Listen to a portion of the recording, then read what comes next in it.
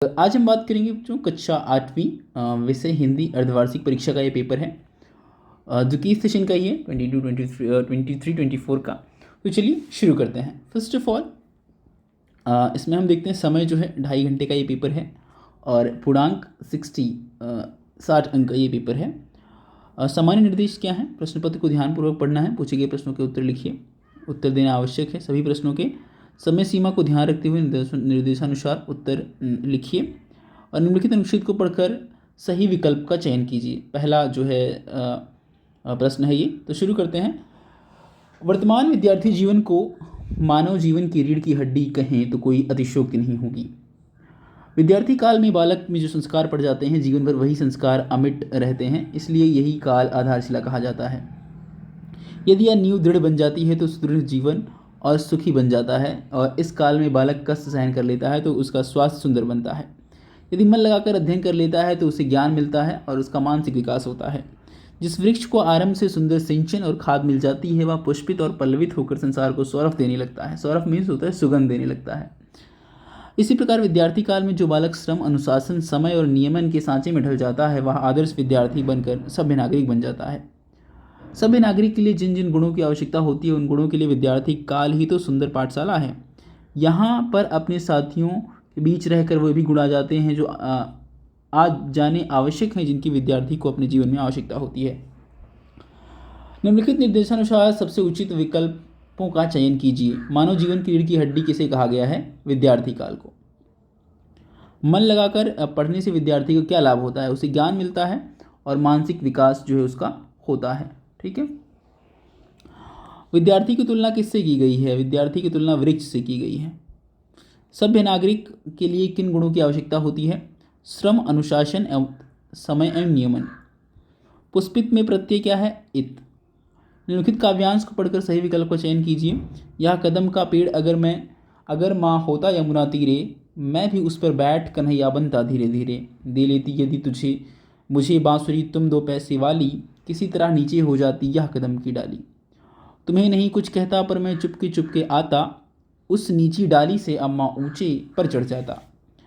वहीं बैठ फिर बड़े मज़े से बांसुरी बजाता, अम्मा अम्मा कह बंसी के स्वर में तुम्हें बुलाता। निम्नलिखित में निर्देशानुसार सबसे उचित विकल्प का चयन कीजिए। बच्चा यमुना नदी के किनारे किस पेड़ के होने की बात करता है? कदम के पेड़ के होने की बात करता है। बच्चा अपनी माँ से क्या लेने की इच्छा व्यक्त करता है? बांसुरी। बच्चा पेड़ की डाली पर बैठकर क्या करना चाहता है? बांसुरी बजाना चाहता है। बांसुरी की कीमत गद्यांश में कितनी बताई गई है? 2 पैसे। इस काव्यांश का उचित शीर्षक हो सकता है क्या? बालक की अभिलाषा। वैसे सभी हो सकते हैं, बांसुरी, कदम का पेड़, कन्हैया। ठीक है, चलते हैं आगे। प्रश्न संख्या 3 है। पाठ्यपुस्तक से दिए गए निम्नलिखित अनुच्छेद को पढ़कर सही विकल्प का चयन आपको करना है। हुआ यह कि इस देश के कोटि कोटि दरिद्रजनों की हीन अवस्था को दूर करने के लिए ऐसे अनेक कायदे कानून बनाए गए हैं जो कृषि, उद्योग, वाणिज्य, शिक्षा और स्वास्थ्य की स्थिति को अधिक उन्नत और सुचारू बनाने के लक्ष्य से प्रेरित हैं। परंतु जिन लोगों को इन कार्यों में लगना है उनका मन समय पवित्र नहीं होता। प्रायः वे ही लक्ष्य को भूल जाते हैं और अपने ही सुख सुविधा की ओर ज़्यादा ध्यान देते हैं। भारतवर्ष सदा कानून को धर्म के रूप में देखता आ रहा है और आज एकाएक कानून और धर्म में अंतर कर दिया गया है। धर्म को धोखा नहीं दिया जा सकता, कानून को दिया जा सकता है। यही कारण है कि जो लोग धर्मभीरू हैं वे कानून की त्रुटियों से लाभ उठाने में संकोच नहीं करते। देश के कोटि कोटि दरिद्रजनों की हीन अवस्था को दूर करने के लिए क्या क्या व्यवस्था की गई है? अनेक कायदे कानून बनाए गए हैं गद्यांश के अनुसार। किन लोगों का मन सब समय पवित्र नहीं होता? खा और का दोनों। ठीक है, जो कृषि और वाणिज्य की स्थिति में अधिक उन्नत बनने में लगे हैं और जो शिक्षा और स्वास्थ्य की स्थिति में अधिक सुचारू बनाने के लक्ष्य से प्रेरित हैं। भारतवर्ष कानून को सदा किस रूप में देखता है आ रहा है? धर्म के रूप में। लेखक के अनुसार किसे धोखा नहीं दिया जा सकता? धर्म को। धर्मभीरू लोग किससे लाभ उठाने में संकोच नहीं करते? कानून की त्रुटियों से। प्रश्न संख्या 4। पाठ्यपुस्तक से दी गई काव्य पंक्तियों को पढ़कर सही विकल्प का चयन कीजिए। पक्षी और बादल भगवान के डाकिए हैं जो एक महादेश से दूसरे महादेश को जाते हैं। हम तो समझ नहीं पाते मगर उनकी लाई चिट्ठियाँ पेड़ पौधे पानी और पहाड़ बाँचते हैं। कवि ने भगवान के डाके किसे कहा है? पक्षी और बादल को। पेड़ पौधे और पानी पहाड़ क्या बाँचते हैं? चिट्ठियाँ। एक महादेश से दूसरे महादेश कौन जाता है? भगवान के डाकिए। भगवान के डाकिए की लाइक चिट्ठियाँ कौन बाँचता है? पेड़ पौधे, पानी और पहाड़। इस कविता के कवि का नाम क्या है? रामधारी सिंह दिनकर।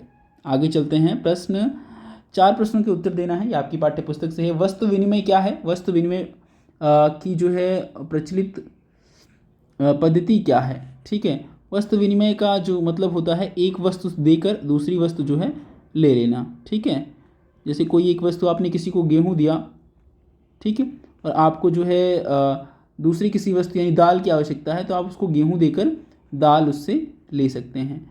या जो है काम के बदले उसको जो है कोई वस्तु दे दी जाती है।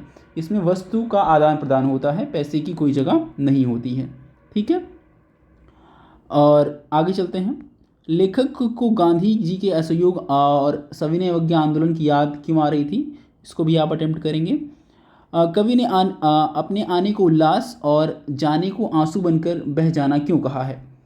आने को उल्लास क्योंकि कवि जहाँ जाता है वहाँ लोगों को खुश कर देता है, लोग उससे खुश हो जाते हैं। जब वो वहाँ से जाता है तो उसको आंसू बनकर इसलिए कहा है क्योंकि वहाँ जब वो जाता है लोगों को छोड़कर तो वो दुखी हो जाते हैं, इसलिए आने को उल्लास और जाने को जो है आंसू बनकर कहा है। इसका आंसर आप स्वयं देखेंगे, अब असहयोग और सविनय अवज्ञा आंदोलन का।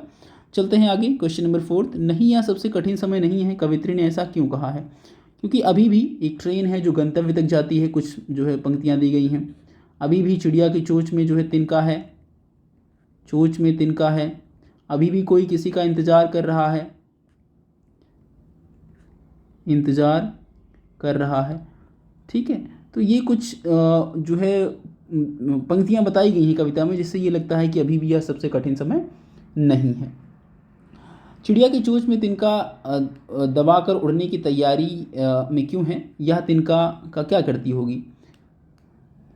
क्योंकि वह तिनके को जो है उड़ने की तैयारी में है, क्योंकि वह तिनके से जो है पक्षी जो घोंसला बनाते हैं और उस घोंसले को बनाने के लिए वह तिनके का जो है इस्तेमाल करती होगी। ठीक है, अब आते हैं प्रश्न संख्या 6। ये आपकी भारत की खोज जो है पुस्तक से हैं कुछ प्रश्न, देखते हैं। अहमदनगर किले के साथ कौन सी ऐतिहासिक घटना जुड़ी हुई है? चांद बीबी की घटना। कौन सी घटना? चांद बीबी की घटना, ये घटना। ठीक है, सिंधु घाटी सभ्यता के नष्ट होने के कौन कौन से कारण हैं? इसमें कुछ कारण अलग अलग जो है विद्वानों के अलग अलग मत हैं। कुछ जो है मानते हैं कि ये बाढ़ के ज़रिए जो है ख़त्म हो गई है, कुछ जो है मौसम प्रतिकूल या जलवायु जो है प्रतिकूल जलवायु के कारण इसको ख़त्म हुआ माना जाता है। ठीक है, और कुछ इसको सूखे की वजह से यानी सूखा आने की वजह से भी इसको ख़त्म होने का जो है एक तरह से रीजन मानते हैं। कुछ इसको मानते हैं महामारी। तो अलग अलग विद्वानों का अलग अलग मत है, जिसके कारण सिंधु घाटी सभ्यता जो है ख़त्म हुई। नेहरू जी कुंभ के स्नान के पर्व क्यों हैरान हुए?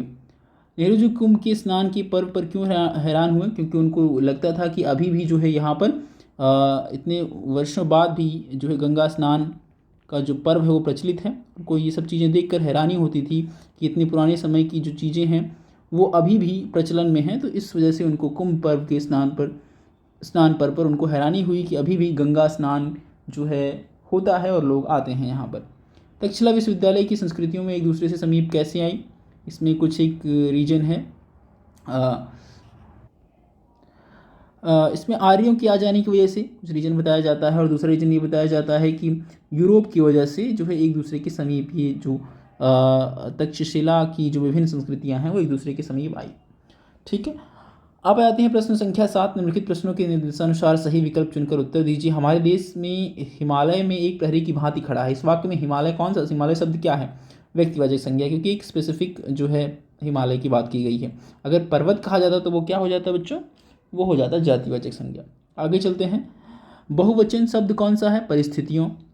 दिए गए में विशेषण विशेष विस्तृत भूभाग, ये करेक्ट आ जाएगा। शब्दों में से किसकी वर्तनी सही है? विरुद्ध की सही है। तुलसीदास द्वारा रामचरितमानस की रचना की गई। रेखांकित में कौन सा कारक है? करण कारक। कर्ता ने कर्म को करण से के द्वारा, तो के द्वारा है तो क्या आ जाएगा बच्चों? करण कारक। निम्नलिखित शब्दों में से जातिवाचक संज्ञा अध्यापक, एक क्लास को बता रहा है, इसीलिए क्या है ये जातिवाचक संज्ञा है। प्रत्यूष आजकल ध्यानपूर्वक नहीं पढ़ता, नाम के इस्तेमाल किया जा रहा है, इसलिए क्या है ये संज्ञा है। ठीक है, प्रत्यूष यहाँ पर संज्ञा है। मनुष्य को अपनी मनुष्यता नहीं खोनी चाहिए। वाक्य में भाववाचक संज्ञा शब्द चुनकर लिखिए। मनुष्यता क्या है? भाववाचक संज्ञा। बुढ़ापा, मनुष्यता, मिठास, ये सब क्या आती हैं? भाववाचक संज्ञाएं आती हैं।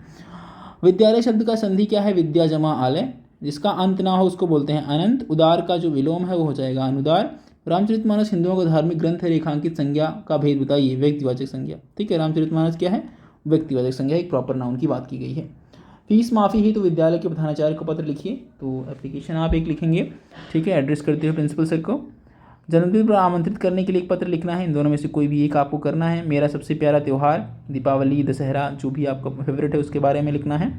पर्यावरण संरक्षण पर दो मित्रों के बीच संवाद लिखना है, ठीक है, डायलॉग्स आपको लिखना है कि दो फ्रेंड्स क्या बातें कर रहे हैं आपस में, ठीक है। इस तरह आप इन प्रश्नों को स्वयं करेंगे। तो ये बच्चों क्लास 8th का हिंदी का अर्धवार्षिक परीक्षा का क्वेश्चन पेपर था। तो आज हमने इसको डिस्कस किया। That's enough for this one, thank you.